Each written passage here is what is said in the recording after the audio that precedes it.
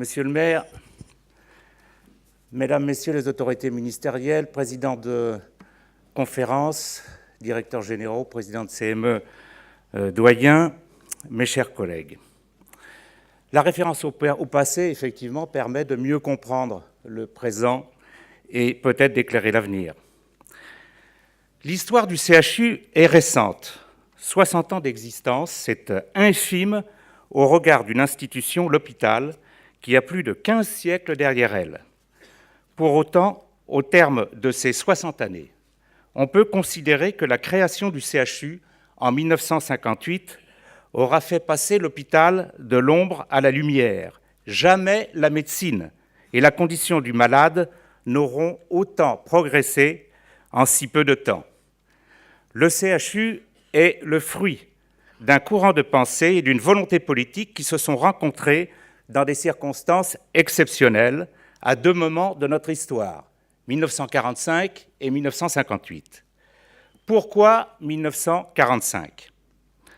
Parce qu'avant d'en arriver au CHU, il fallait en tout premier lieu reconsidérer la place de l'hôpital dans la société. Entre le concile de Nicée en 325 sous l'empereur Constantin, qui marque l'acte de naissance de l'hôpital, et la fin de la Seconde Guerre mondiale, la vocation première de l'hôpital est restée la même, accueillir les pauvres au nom de la charité chrétienne, soigner en priorité les âmes par la religion, un peu les corps par une médecine riche de lacunes et de préjugés, au moins jusqu'au XIXe siècle, et pauvres en savoir scientifique. Le dictionnaire Larousse des années 1920 donnait la définition suivante de l'hôpital : établissement où l'on soigne gratuitement les malades indigents. Le changement radical intervient en 1945 à la Libération, où l'on passe, avec la création de la sécurité sociale, du temps de la charité-assistance qui a traversé 15 siècles au temps nouveau de la solidarité. Et même si la sécurité sociale ne traite pas à proprement parler de l'hôpital, sans elle, jamais l'hôpital en général et le CHU en particulier n'aurait connu un tel développement. C'était une véritable révolution conçue pendant la guerre au sein du Conseil national de la résistance et mise en œuvre par le premier gouvernement de la France libérée, dont le général de Gaulle était le chef. À ses côtés, deux hommes, Ambroise Croizat, que l'on voit ici debout, qui était ministre communiste des Affaires sociales, qui assurait le portage politique de cette grande réforme. Il faut savoir qu'à l'époque, le Parti communiste était très puissant. Et il y avait aussi Pierre Laroque, que l'on voit ici, haut fonctionnaire gaulliste, qui avait été révoqué en 1940 parce qu'il était juif, et il s'engagea dans le réseau Combat avant de rejoindre De Gaulle à Londres en 1943. La couverture financière du risque santé, assurée par les cotisations obligatoires des salariés des entreprises, devait permettre de protéger tous les citoyens de la République face à ce risque et dès lors assurer un financement durable aux établissements de santé, dont les hôpitaux, appelés par volonté politique à prendre la première place dans l'organisation sanitaire du pays. Un nouveau service public se crée, le service public hospitalier. L'hôpital peut alors s'ouvrir effectivement à toutes les catégories sociales, ne plus être exclusivement réservé aux pauvres et devenir, en quelques années, le pivot de l'organisation sanitaire du pays. Le défi était immense, tant l'hôpital était dans une situation catastrophique. Un témoignage, celui de René Bazin, qui avait une propriété dans un département limitrophe de la Vienne, et qui disait la chose suivante dans une revue Réalité du Monde, en janvier 1955. On peut distinguer 4 classes d'établissements, du pire au meilleur. Il y a d'abord l'affreux. Allez voir Poitiers-Pasteur. Je ne connais rien de plus répugnant que l'ancien cloître, sombre et suintant, dont 80 déments, pieds nus, foulent des dalles glaireuses et qu'on a peine à traverser tant l'horreur et la pestilence nous étouffent. C'est dur, hein ? C'est en 1958 que naît le CHU, qui scelle le mariage entre l'hôpital et la faculté, où un nouveau corps médical d'élite hospitalo-universitaire devra consacrer la totalité de son temps aux soins, à l'enseignement, à la recherche. Les 3 missions dévolues à cette nouvelle institution.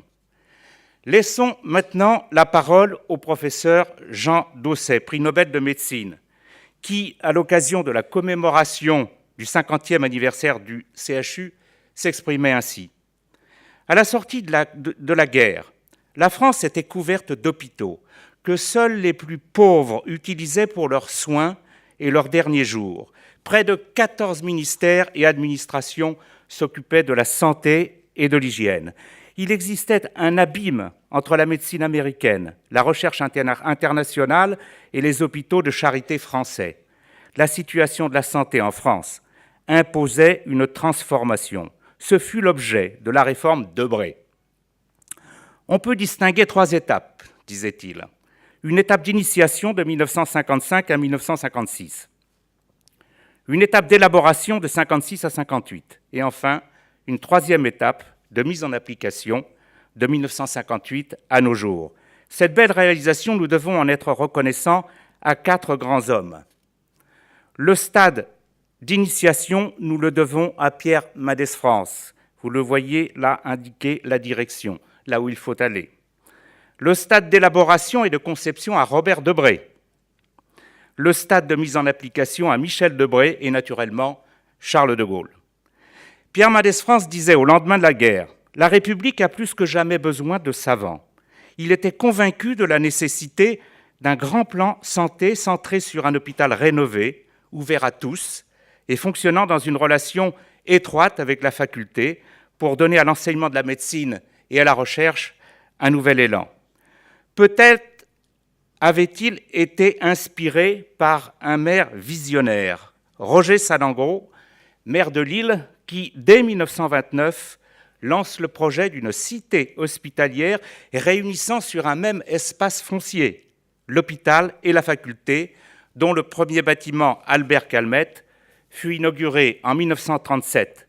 Vaste chantier, interrompu pendant la guerre et repris par la suite sous l'impulsion du professeur Claude Durier.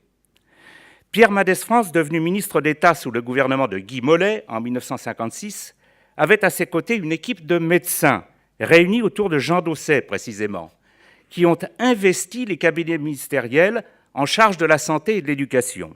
Et cette équipe de jeunes médecins a ressenti le besoin de se trouver un leader, une haute autorité médicale, rompue aux arcanes du pouvoir et à la négociation. Ils sont allés chercher Robert Debré, qui s'imposait tout naturellement comme l'homme de la situation. C'était un grand patron de la médecine, considéré, ainsi que le disait le professeur Jean Bernard, comme le plus grand pédiatre de son temps. Sa conduite avait été exemplaire pendant la guerre.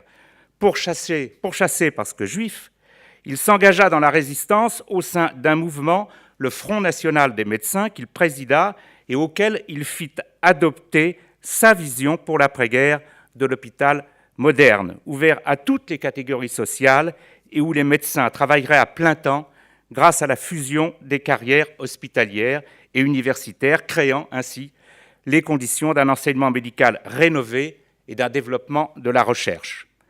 Il accepta de devenir le chef de cette équipe de médecins mendésistes, car son projet pour l'hôpital universitaire était resté dans des cartons à la Libération. Dès 1944, il avait dit « Pour accomplir cette véritable révolution, il faudrait qu'un ministre fût doté de pouvoirs extraordinaires.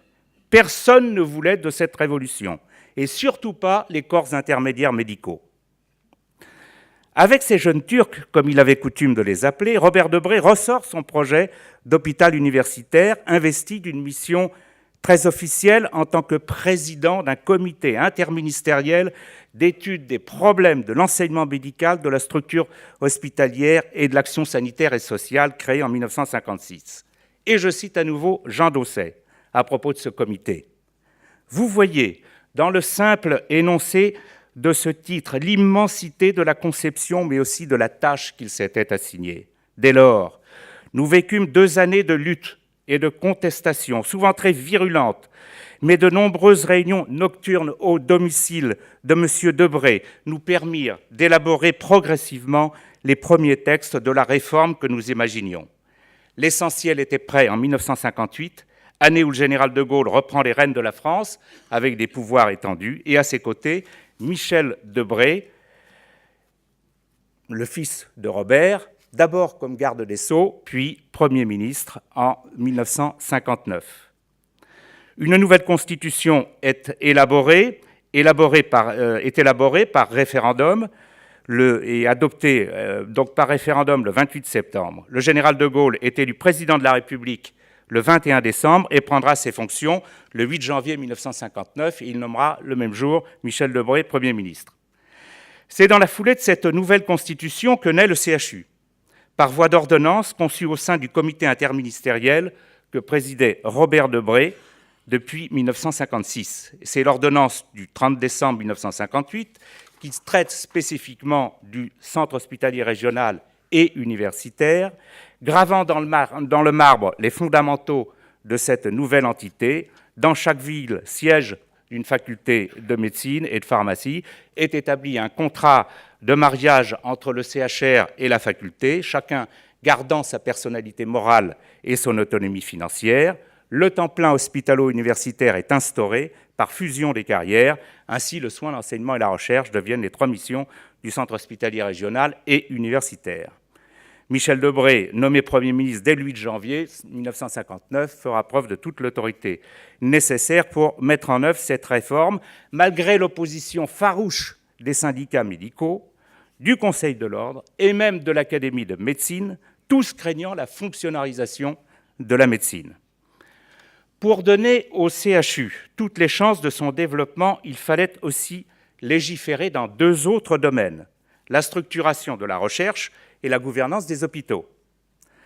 Le professeur Jacques Frexinos, dans son livre « Le CHU, l'hôpital de tous les défis », dit que le premier septennat du général de Gaulle peut être qualifié d'âge d'or de la recherche française par les réorganisations et les investissements réalisés dans ce domaine, où une myriade d'acteurs intervenaient dans la confusion la plus totale.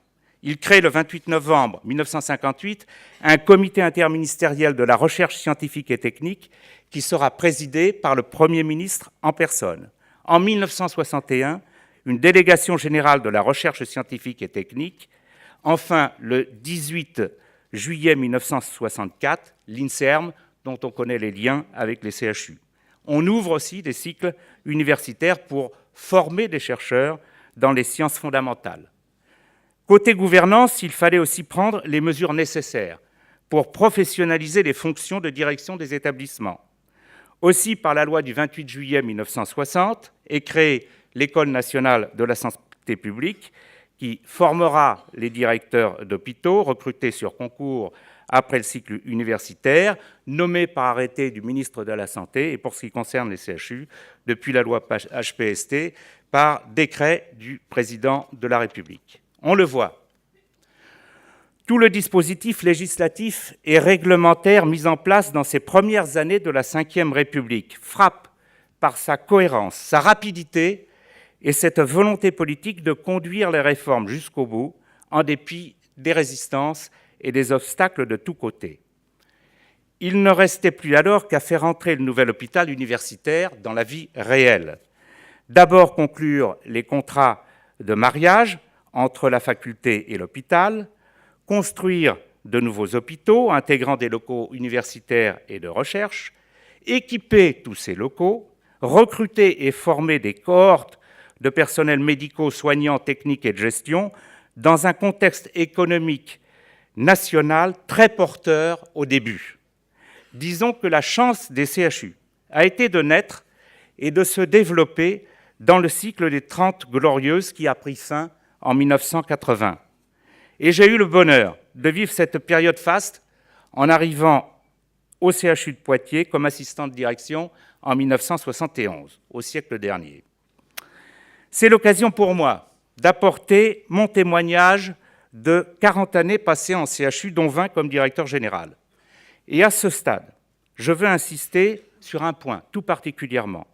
c'est l'importance du système de financement dont dépendent l'organisation, le fonctionnement, la stratégie de l'institution, mais aussi les rapports humains, tout particulièrement la relation médecin-directeur. Et je distingue 3 périodes. La première période, de 1965 à 1980, je l'ai appelée la chevauchée fantastique parce que ça me fait penser à un western de John Ford, et j'adore les westerns. De 1980 à 2000, c'est une quasi-récession, et de 2000 à aujourd'hui, c'est la reconquête. On passe à la première période, la chevauchée fantastique. C'est celle des années 70 où l'hôpital était financé par le produit des prix de journée d'hospitalisation, en forte augmentation d'une année sur l'autre, chaque hôpital fixant son prix.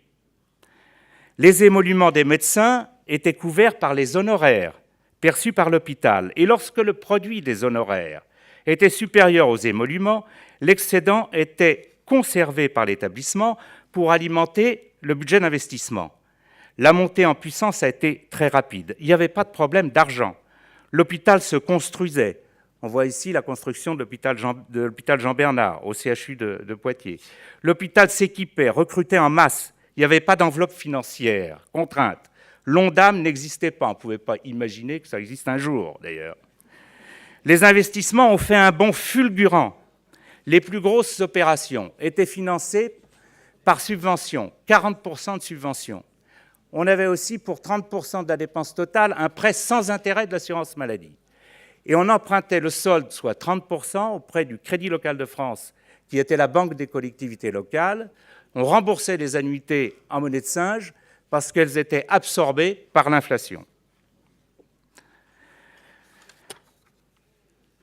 Durant cette période, les CHU ont pu absorber le choc financier des avancées sociales consécutives aux événements de 1968.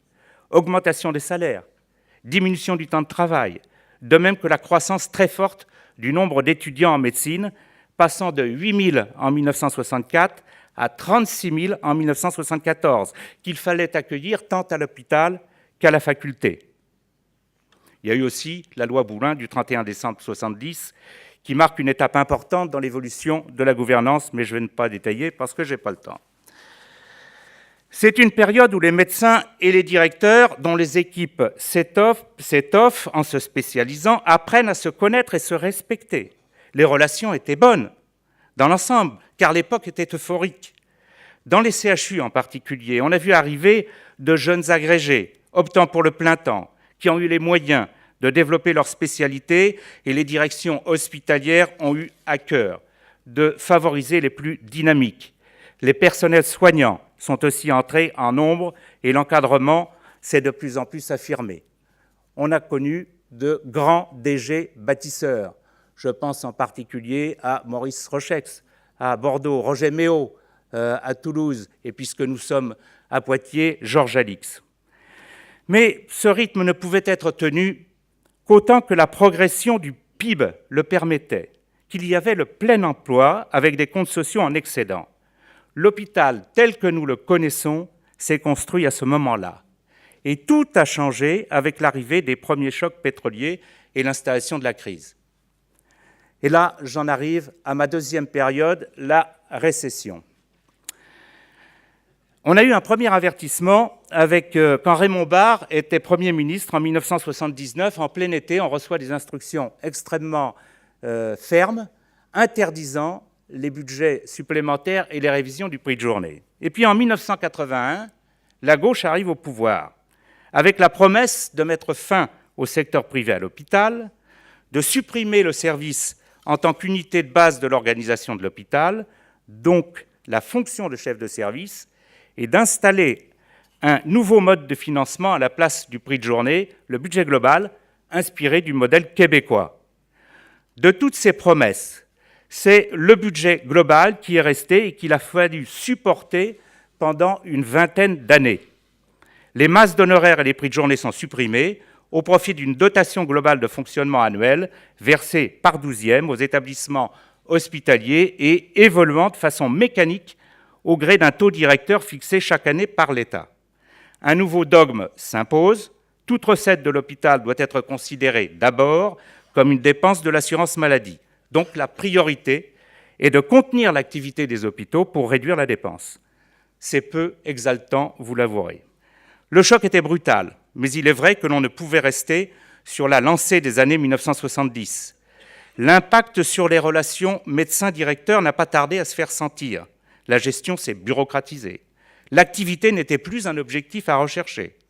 Chaque établissement était incité à se replier sur lui-même pour sauver sa dotation globale, au point que l'on ne comptabilisait même plus les consultations externes parce que leurs produits venaient en atténuation de cette dotation globale. Les établissements qui s'en sortaient le mieux étaient ceux qui partaient d'un socle historique de dépenses élevé et dont l'activité diminuait, alors que dans le même temps, leur dotation globale continuait à progresser mécaniquement au rythme du taux directeur annuel. À la limite, on récompensait les moins vertueux, les moins actifs. La conséquence directe a été un coup de frein à l'investissement hospitalier qui a très vite vieilli, faute d'entretien et de renouvellement, alors que, dans le même temps, le secteur privé, qui continuait à être financé à l'activité, poursuivait son développement en prenant à l'hôpital des parts de marché sur l'ensemble du champ médical, médecine, chirurgie, obstétrique. L'ANAP, dans un rapport sur l'évaluation des procédures d'investissement en santé, constate que la mise en place de la DGF a entraîné une baisse du niveau de renouvellement de l'outil immobilier et rappelle qu'un livre blanc réalisé début 2002 par la Conférence des directeurs généraux de CHU pour le gouvernement souligne de manière concrète le niveau d'obsolescence inquiétant du patrimoine hospitalier et dresse un état des besoins d'investissement pour les CHU. Il était très difficile de mobiliser la communauté hospitalière sur des projets. Il faut noter toutefois des avancées importantes durant cette période qui nous donnaient des motifs d'espérer. Ça viendra après, Bernard Kouchner. La généralisation en 1989 du PMSI, le programme de médicalisation du système d'information, dont le mérite revient à Jean Leclerc-Vazoué. La loi du 31 juillet 1991 qui donne aux établissements la liberté d'organisation interne, initie le projet d'établissement, le projet médical, le SROS. Et, autre point extrêmement important, le PHRC, que l'on doit à Bernard Kouchner, ministre de la Santé en 1992, sous le gouvernement de Pierre Bérégovoy, qui a eu le mérite de faire décoller véritablement la recherche clinique dans les CHU. Le renforcement des droits du patient par les lois Hurier en 1988 dans le cadre de la recherche biomédicale et Kouchner en 1999 traitant des soins palliatifs. La réforme Juppé en 1995 avec la création des ARH et de l'ANAS, ancêtre de la Haute Autorité en Santé. Le début des années 2000 est la période de reconquête découlant directement de la mise en place de la tarification à l'activité qu'il est de bon ton aujourd'hui de critiquer de pas mal de côtés. Tous les responsables hospitaliers étaient las de ce budget global, conduisant à l'inertie et à une lente mais certaine dégradation de l'hôpital public. C'est aussi le moment où la Fédération hospitalière de France est devenue plus influente sous la présidence de Gérard Larcher et avec un nouveau délégué général, Gérard Vincent. Parallèlement, les conférences nationales des directeurs généraux, présidents de CME, doyens, ont pris aussi de plus en plus d'importance dans le paysage hospitalier national. Et tous ces relais professionnels se sont coalisés pour convaincre les politiques au pouvoir, de droite comme de gauche, de mettre un terme au budget global en lui substituant un financement à l'activité médicale. Bien entendu, ça n'avait rien à voir avec le système antérieur du prix de journée, puisque nous ne sommes pas maîtres, les établissements ne sont pas maîtres de leurs tarifs, c'est l'État qui fixe les tarifs dans le cadre d'une enveloppe contrainte, l'ONDAM. Concernant les CHU, nos 3 conférences, directeurs généraux, présidents de CME, doyens, réunis à Nice en 2003, et là c'est une diapositive que j'aime beaucoup, alors vous direz, bien sûr il l'aime parce qu'il est sur la photo, mais vous voyez comme nous sommes souriants, vous reconnaissez Jacques Roland qui était président de la conférence des doyens, Dominique Grimaud qui était président de la conférence des présidents de CME et votre serviteur, et on est très contents parce qu'on vient de conclure un protocole d'accord en 7 points que nous avons remis en mars 2003, donc il y a un peu plus de 15 ans, à Jean-François Mattei, qui était à l'époque le ministre de la Santé. Et au terme de ce protocole d'accord, on demandait, la tarification à l'activité et la fin du budget global, on demandait la relance des investissements, on demandait aussi une nouvelle gouvernance avec un conseil stratégique qui deviendra finalement le directoire, et puis une nouvelle organisation interne avec des pôles regroupant plusieurs services, avec un médecin à la tête de chacun des pôles. Nous avons obtenu tout cela, toutes ces propositions ont bien germé et ont servi de socle au plan Hôpital 2007, qui a démarré en 2008. On a obtenu donc cette T2A avec une montée en charge progressive et une forte accélération en 2007. L'impact sur la gouvernance et le management interne a été immédiat et intense. On reparle d'avenir. On entre de nouveau dans une dynamique de projet. Nous sommes entrés dans le noyau dur du management, incarné aussi par une nouvelle gouvernance conduisant à un rapprochement jamais vu encore entre les directions, les présidents de CME et l'encadrement supérieur de terrain.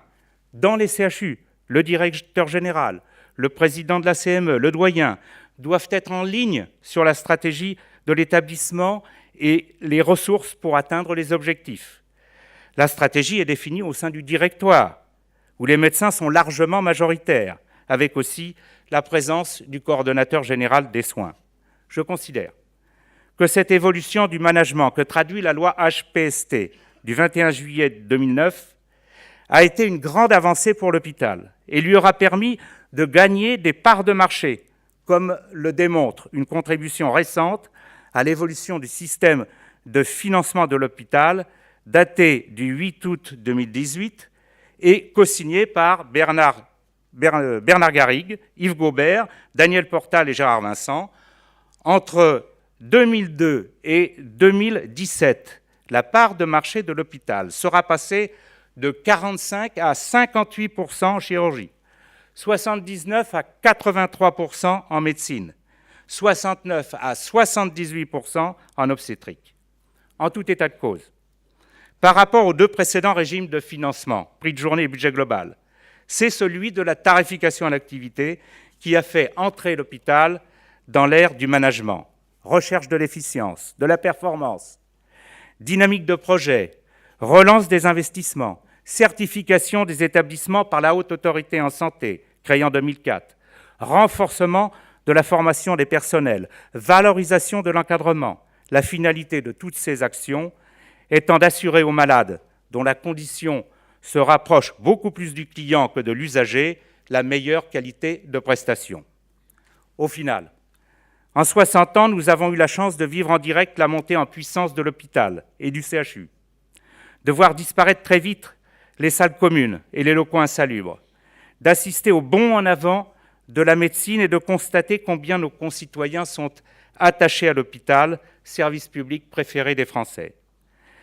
Les CHU ont été à l'avant-garde de toutes ces transformations, en formant tous les médecins, pharmaciens, dentistes, 180 000 aujourd'hui en 2018, et un très grand nombre de soignants. Dans son rapport consacré en décembre 2017 à l'enseignement et la recherche dans les CHU, la Cour des comptes, qui n'a pas l'habitude de tresser des louanges, dit clairement que 60 ans après la promulgation des ordonnances de 1958, le modèle de coopération établi entre l'université et les CHU au service de l'excellence médicale a montré sa pertinence. Grâce à ce modèle, la médecine française est aujourd'hui pleinement reconnue dans le monde. Les CHU ont toujours été en première ligne dans la mise en œuvre des politiques publiques de santé, dans la médecine de catastrophe, dans la recherche, dans l'émancipation du malade, avec des résultats tangibles en quelques années seulement. Le premier plan de santé publique que j'ai connu était consacré au tout début des années 70 à la périnatalité. La mortalité infantile à moins d'1 an, qui était de 27,4 pour 1000 en 1960, est passée à 3,7 en 2016. En 1960, l'espérance de vie, qui était de 69 ans, est passée à 82 ans en 2015. Au titre de la médecine de catastrophe, c'est dans les CHU, et tout particulièrement à Toulouse, qu'elle a pris son essor avec la création des SAMU-SMUR sous l'égide du professeur Louis Laringue, qui, en 1964, proposa le premier projet d'un SMUR avec à son bord un médecin et un infirmier. Et c'était à Toulouse que j'aurais vécu la pire catastrophe de ma carrière, avec l'explosion le 21 septembre 2001 de l'usine AZF, entraînant de terribles dégâts, des morts, des blessés, que les équipes du CHU ont pris en charge avec un professionnalisme unanimement reconnu, fruit de connaissances et des expériences acquises durant des exercices de simulation. Et nous avons tous ceci en mémoire, l'action de la PHP lors des attentats de Paris, et aujourd'hui c'est à Strasbourg. Dans la lettre réseau CHU du 11 décembre dernier, il est fait mention que les CHU ont réalisé 127 premières mondiales depuis leur création, qu'ils représentent 78% des essais cliniques promus par les établissements de santé français, avec 140 000 patients inclus. 20% de la production scientifique des CHU concerne la cancérologie, générant 80% des publications des établissements de santé français dans cette spécialité. Il faut souligner aussi tous les bienfaits du partenariat avec les institutions académiques, CNRS et surtout l'INSERM, dont les 36 CIC sont implantés dans les CHU au plus près des malades, contribuant à ce qu'ils soient le premier déposant de brevets en Europe dans le secteur pharmaceutique et biomédical. Les CHU sont aussi le terreau des IHU retenus dans le cadre des investissements d'avenir. S'agissant des droits du malade, les CHU ont fait preuve de toute la réactivité nécessaire pour mettre en œuvre les lois Kouchner de 1999 et 2002, assurant au malade son droit à l'information pour lui permettre de consentir de façon éclairée aux traitements qui lui sont proposés, de même que le libre accès à son dossier médical, ainsi que son droit à être indemnisé par la collectivité en l'absence de faute de l'équipe médicale. Et il en va ainsi des nouvelles dispositions sur la fin de vie qui donnent aux malades la possibilité de demander une sédation profonde depuis la loi Claes-Leonetti de 2016. Toutes ces performances ont un coût, bien sûr, mais dans ce domaine aussi, les CHU, dans leur ensemble, ont des résultats tout à fait corrects dans un contexte de baisse constante de l'Ondam, d'absence de visibilité sur l'évolution des tarifs des séjours, de mesures catégorielles ou sociales type 35 heures, augmentation du point d'indice, parcours professionnels qui leur sont imposés sans la totalité des financements requis. Et malgré cela, de 2012 à 2017, le déficit de tous les CHU a oscillé entre 0,3% et 0,8% du total des produits. Nous pouvons être reconnaissants à tous ces pères fondateurs, ces grands hommes qui ont tracé une voie que tous les acteurs de terrain se sont appropriés très vite pour faire du CHU la tête de pont de l'hospitalisation publique de la France, là où s'invente et se diffuse la médecine moderne. L'avenir des CHU appartient aux générations présentes et futures. Il est appelé à s'inscrire maintenant dans le cadre du plan santé que le président de la République a présenté il y a quelques semaines, peut-être également dans le cadre des propositions que vous allez faire à l'issue de vos assises. Je terminerai par ces deux diapositives. L'Hôtel-Dieu de Poitiers en 1972, 2 pavillons où se déroulait l'essentiel de l'activité du CHU, et 45 ans après, voilà ce qu'est devenu le CHU, avec son vaisseau amiral, l'hôpital Jean-Bernard, ses satellites et la faculté de médecine. Je vous remercie de votre attention.